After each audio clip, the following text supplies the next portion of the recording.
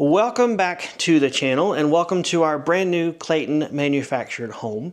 In today's video, I'm going to bring you guys along on a technical video. This might be a little bit of a snoozer unless you've searched this out and you specifically want to know how to upgrade your manufactured home all-in-one junky switches or outlets from that to a residential grade. I'm going to show you guys the complete process, start to finish, how to change out or at least install a true electrical box in your wall, get rid of that all-in-one plug system, and how to wire up light switches using pigtails, push-to-connect fittings, and even a smart home Zigbee light switch if that's your cup of tea. So without further ado, let's talk about some tools, let's get our materials together, and let's get started. So to kickstart this video, let's go ahead and talk about some tools, supplies, and materials that I have for this project. But first, in case it's not obvious, let's do the disclaimer that I am not a pro. I'm going to show you how I'm doing this, but do not take this as electrical advice or gospel to follow. Just know and see how you can do these kind of things to fix or upgrade your outlets or switches in your manufactured home if you want to. That being said, let's jump over to our kitchen island and let's talk about the stuff that I bought for this. I have a pair of wire strippers, wire cutters, a utility knife, screwdriver set, multimeter, pencil, marker, and stuff like that. As far as the materials, I purchased some old work electrical boxes, which are going to be the #1 thing you want to pick up. Well, okay, that plus your switches. But the old work boxes that I got are heavier, more durable, fiberglass, and they have a metal tab. I'll talk more about this in just a little bit. In addition to your electrical box, you are also going to need either outlets or switches, whichever one of the two or both that you plan to upgrade. My advice to you with your outlets or your receptacles is not to go cheap. If you spend just a little bit more money, you're going to get a receptacle that is built a lot better, has easier connection points for your electrical wiring, and will last as long as you want, whether or not you abuse it or maybe your kids are rougher with it than you really want. Also, since we're talking about electricity and mainly the human interface portion of how you connect devices in your home, I don't think this is a smart place to get cheap or try and save a few bucks. Safety first and all that, but also durability and the fact that you may not want to do this job again very soon if you buy cheap stuff. In addition to your box, your switches, or your outlets, you also need to get new plate covers, because what you'll see is in manufactured homes, they have a unique system and setup, and your existing switch plates may not translate to your new system. So while you're there at the store, go ahead and pick them up. If you need to return them, no big deal. It's easier to do all that after the project than to get halfway through it and figure out you gotta go back to the store. So there's a brief look at the tools and materials. Some things may change here and there depending upon your setup, but this is the somewhat comprehensive list that I have that I'm going to be using for today's project. Speaking of today's project, we're going to be here in our family room, and I'm going to tackle our light switches right here, one of which controls our ceiling fan, and the others control our LED recessed lights in the house. I'm picking this spot because it's easy to film. It's also a light switch system that we want to switch out anyway by adding in a smart home light switch for our recessed lights, but mostly this is going to be one that's easy for me to show on camera. All right, that being said, let's get in here and get started.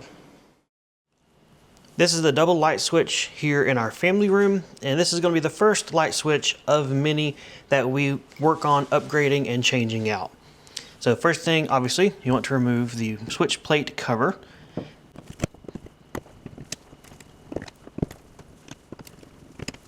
And now that all the screws are removed, we can take the switch plate cover off, and you're greeted with the first indication, if you've never seen this before, that these don't look like standard switches that you're used to seeing. This is the all-in-one switch and box system that manufactured homes use. To take this out, you have a screw usually at the bottom right, the top left, or at least in the corners, and these operate the little toggles on the back, just like an old work electrical outlet box has. So let me take these out by turning them to the left, and I'll show you what they look like. All right, with the screws loosened, you can definitely see this is not one box with two switches. This is two switch boxes, or two switch units. Pulling them on out of here, turning around to the back, you can also see how this is an all-in-one design. You have not only the wires coming in for junction box, but you also have your switch integrated. It's a cool little design, but it's not standard for residential uses, and definitely not something that we wanted to keep because these switches do tend to wear out. Especially if you're watching this video, you probably don't like the switches in your manufactured home and you're wanting to get rid of these anyway. So with light switches, normally the wire coming out of the top goes to your light. So we'll operate with that assumption for now. These two wires are going to our lights. So if we ignore those, we can look at the backs and we have two wires coming in to the bottom. We can assume that to be our power coming in.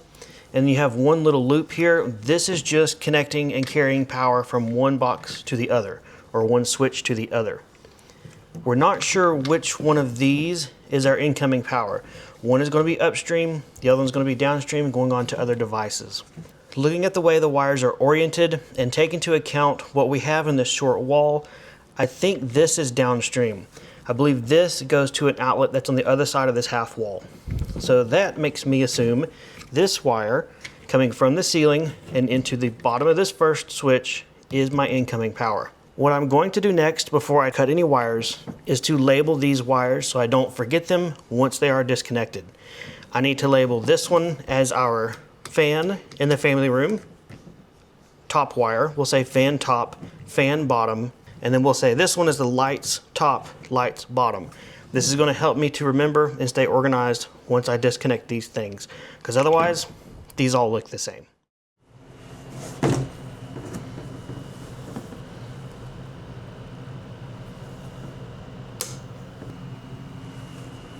Our power has been turned off and I've got a work light right here running off of a battery.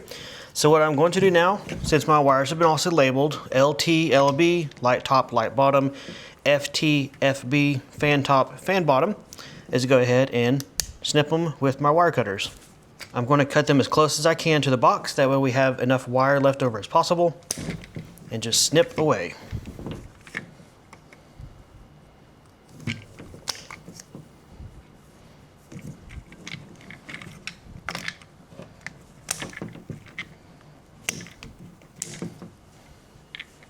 All right, if we remember what I said earlier, I feel like fan bottom was my incoming power. So what I'm going to do, very, very carefully, is situate these wires where they're not touching, and then I'll have Angela turn our breaker on, and I'm gonna use my electrical tester right on these leads to confirm I have power here, but not power anywhere else. That will tell me that yes, this is my incoming power. This also tells me this goes to my lights, and this is my downstream power leaving these switches. So you just turn the power on. So let's test this FB wire first. It may be a little bit difficult to hold the leads here with the wire moving. Hold this right here, but don't touch any of those wires. Okay, nothing on that one. So I wonder if this is my incoming wire. Light bottom. Let's see. No, check this one again. Okay, yes. All right, I was right to begin with. I just didn't have it connected to the wires good enough. So what I'm gonna do now is just go through and double check all these wires and make sure no other power is coming to them, which it should not.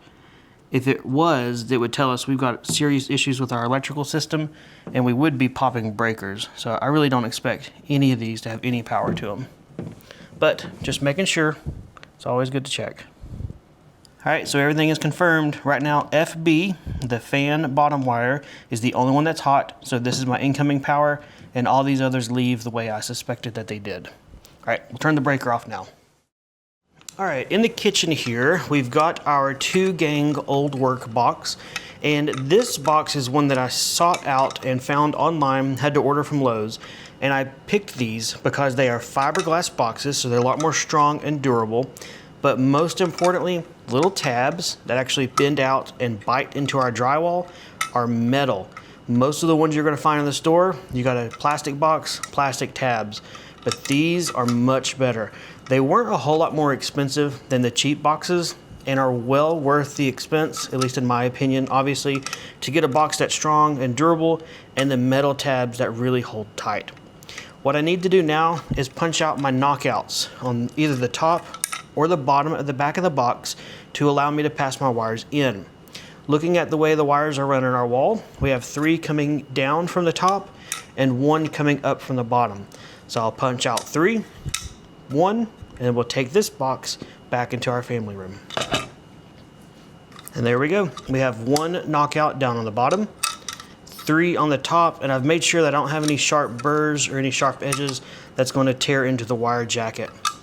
Now we can take this into the family room, stick it in the wall, pull some wires through, and well, you know, otherwise just keep working. We're not close to being done yet. So here we have our 3 coming down from the top. This is what's going to go in the top of our box. I have my fan bottom, goes to the bottom of the switch, my fan top, so I definitely want this in slot 1 and 2. And then this other one is my light top. We'll stick it in slot 3. Doing so is not ultra important, but it will help you keep your wires organized so you don't have one all the way over here having to cross all the way across your box when you go to hook it up. So just simply feed it into the boxes just like that.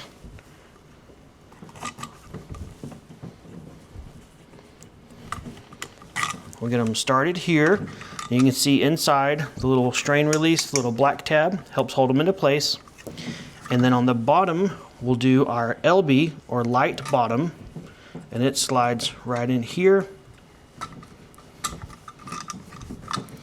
just like that.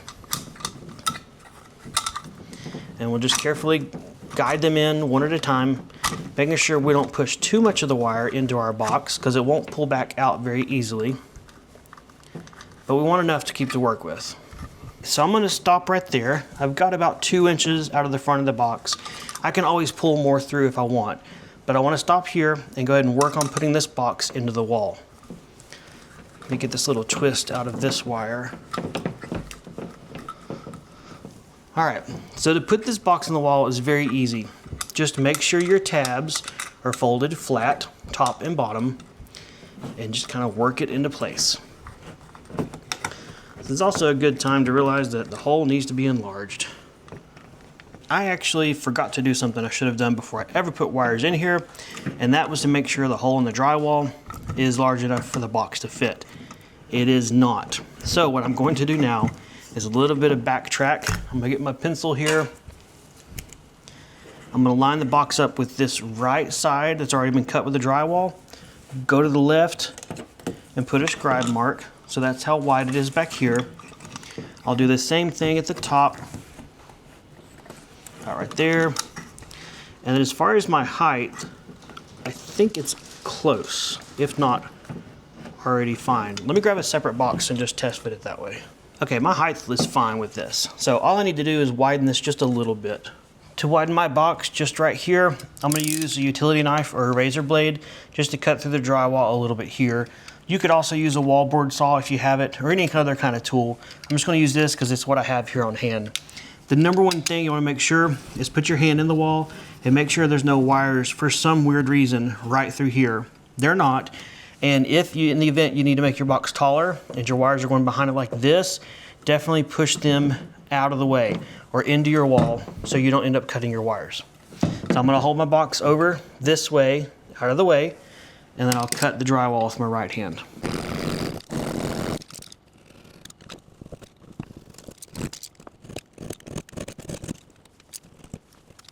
That was easy enough to cut. Now let's see if I did enough or if I got some more work to do. We'll check it by seeing if we can fit the box in the wall at this point.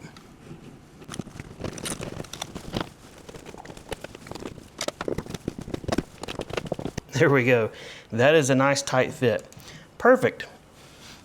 Now what I'll do is take my screwdriver, make sure I push these screws all the way into the box, and then just turn them to the right. That is taking the metal fins, bending them out, and then walking them forward to pinch the drywall. That's what holds the box in place. Definitely use a screwdriver and do this by hand. Don't use a power tool for this. You will strip it out. Once you have one done, do the other, and then you are done. As a part of this process, you will need this same jumper wire that they originally have for your switches. You're going to probably need it for in here. So go ahead and snip it off at your switches. And this way you have some original gauge wiring ready to use for your pigtails or interior wiring that you didn't have to go and buy. Bear with me as I blaze through this double light switch wiring in the family room, because what I'm going to do next is a single light switch here in my office, and it's going to be easier to understand. So to summarize, and I'll overlay a graphic here, which honestly is not a whole lot more simple to interpret. What you do and what I'm doing is, first and foremost, you connect all your neutrals, all your grounds, and all your hot wires, with the exception of the ones going to your lights. You connect them together.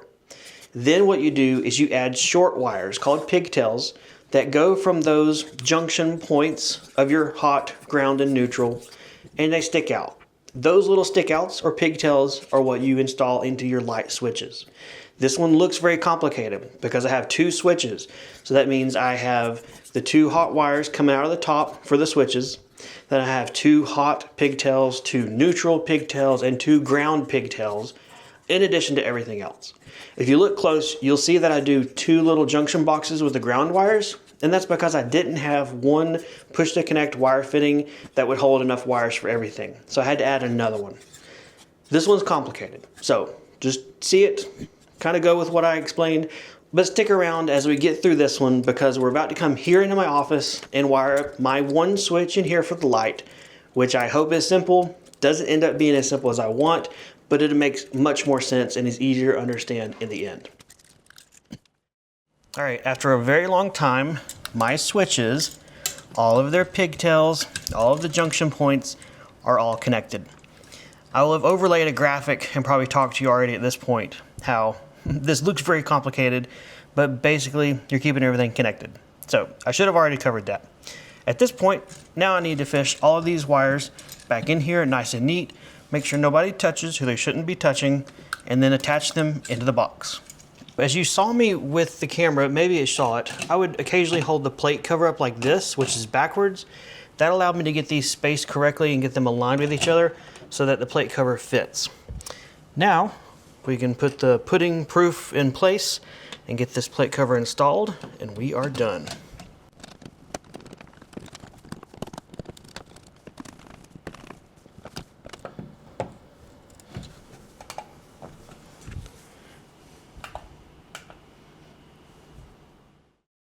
Let's do something a little bit more simple. This is the light switch of my office, and it should be a lot easier to show you guys the steps than the double light switch in our family room. This will also give you the opportunity to see what a switch plate for the manufactured home looks like. First thing, as you look at it, you may notice a couple of things missing, namely the two screws that usually hold the switch plate on. This doesn't have it. This uses little teeth or little prongs on the back to hold it. So you take a little screwdriver, pry towards the edge, and you'll see it has these little plastic prongs. These are easy to break if you mess around with them a lot, but generally they're pretty good, because honestly, how much abuse does your switch plate get? Here we have the all-in-one switch. Again, same kind of situation as we had in the family room, but at least here it's just a single. So using my Phillips screwdriver, I'm going to loosen the screw at the bottom right, about 6 or 7 turns. Do the same thing with the top left, about 6 or 7 turns. And then I need to do a little extra step. Since I've painted my office, the paint goes around the edge, so I need to break that loose a little bit with a razor blade. This should hopefully keep me from tearing the paint and messing up my wall, since I've already worked in here doing some decoration. And then going back to the flat screwdriver, I'm going to put it here in the edge, get it broke loose from the wall, and then this will come on out as well. Well, I was hoping this would be easier for you guys, but we have 3 wires in here as well. At least with this just being a single light switch, we know that these 2 wires are power in, power out. This is just the main power stream that the switch is just interrupting or basically pigtailing off of. So I know I can join all these together, run my pigtails over to my switch, and then this is the one that's going out. So much for simplicity, but honestly, this is also something you're going to run into a lot with manufactured homes.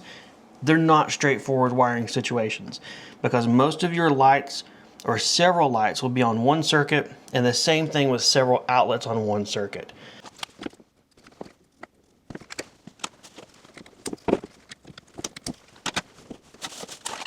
Learning from my previous mistake with the double gang box, we'll go ahead and make sure our wall hole is large enough for this one.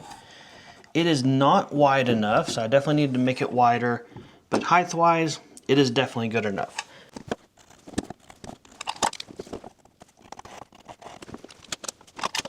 Again, I'm feeling in here to make sure there's not any wires behind this wall area that I'm about to cut with, and it looks like we're all good.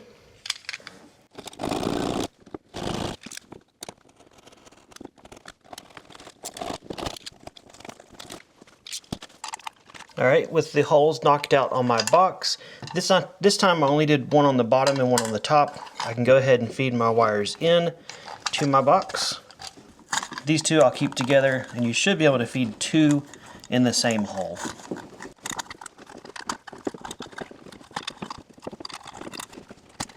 And with the wires fed through the box, now I'm going to fold my metal wings down and carefully push the box into the wall.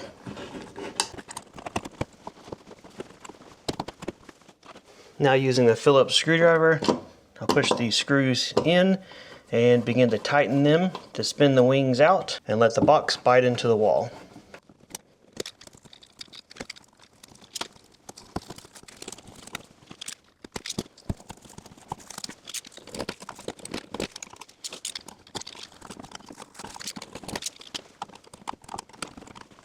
I have the wires separated into the groups that I'm going to be attaching them together.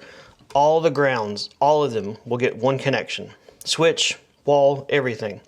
The same thing for the white wire or the neutral wire. All the switch, the walls, the everything. And the hots for the bottom wires will get connected. This top one goes to the light, so it's at the top of the light switch. We'll leave it alone. But in addition to this, there will be little pigtail connections from the ground, from the hot, and from the neutral that go to the switch. You don't want to connect these directly to the light switch or an outlet if you're doing that. You want to use little pigtail connectors. That way the current draw or the current load doesn't go to your switch and then continue on. It goes to the block and continues and never reaches your switch or your outlet. Hopefully that makes sense, and hopefully this helps to simplify it. But the first step, connect all your grounds, all your neutrals, all your hots with their little pigtails. Then you put your switch or your outlet into place.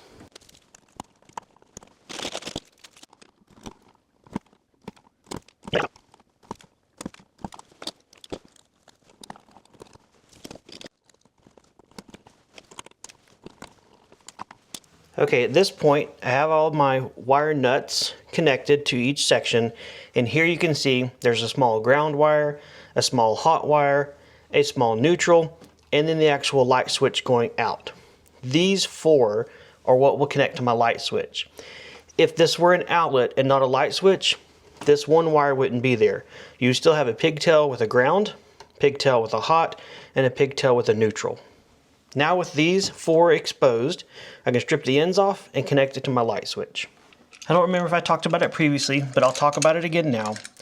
You're not going to see me put little hooks on my wires, and that's because the switches and the outlets I always try to buy are what are known as side wire or back wire. They are designed that the wires get stripped off and go straight in these holes, and then the screws clamp and bite into them. There are some cheap push wire ones. They're usually the blue ones here in the US. I don't buy those. I don't buy the cheap ones at all. Those are junk. But these are the ones where you put them in the back, then you tighten the screw and it clamps it down tight. You can still do the ones where you curl the wires and all, and they wrap around the screw heads. You can still do that, but I prefer this style because it's easier and it's more forgiving.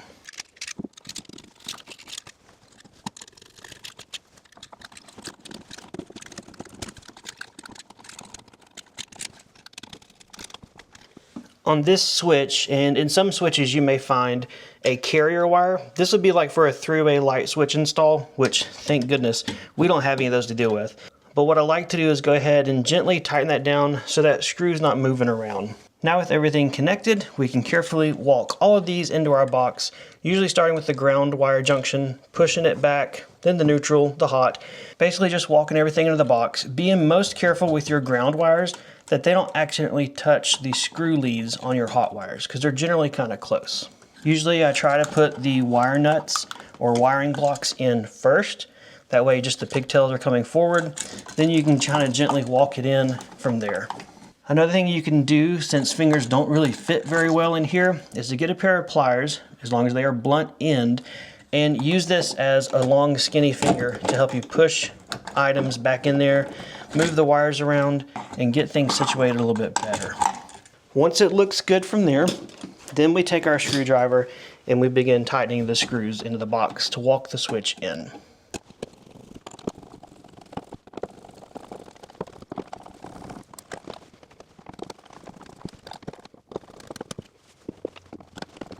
All right, once that's walked in, I then like to turn the breaker on, check the operation, and as long as that is good, put the switch plate cover on. All right, we have power back on with a little blue light there. Now press the light on, and the office light's on, so good. Now I'll put my switch plate cover on and we're good to move on, or be done, whichever way you feel. Looks like I got a little touch-up paint work to do, huh? Oh well. More fun for later. And just like that, that is the whole process for how we're going to be slowly going through our entire home, changing out the light switches and eventually the outlets. I didn't have enough of the little wire blocks to show you guys an outlet today, and I really wanted to show you, but I'm sorry. However, it's so identical and so similar to that last light switch in my office, with the exception of that top wire going to the light, that I hope you're able to get a sense for the order of operations. Be sure you check your wires, make sure you turn your power off, and be safe.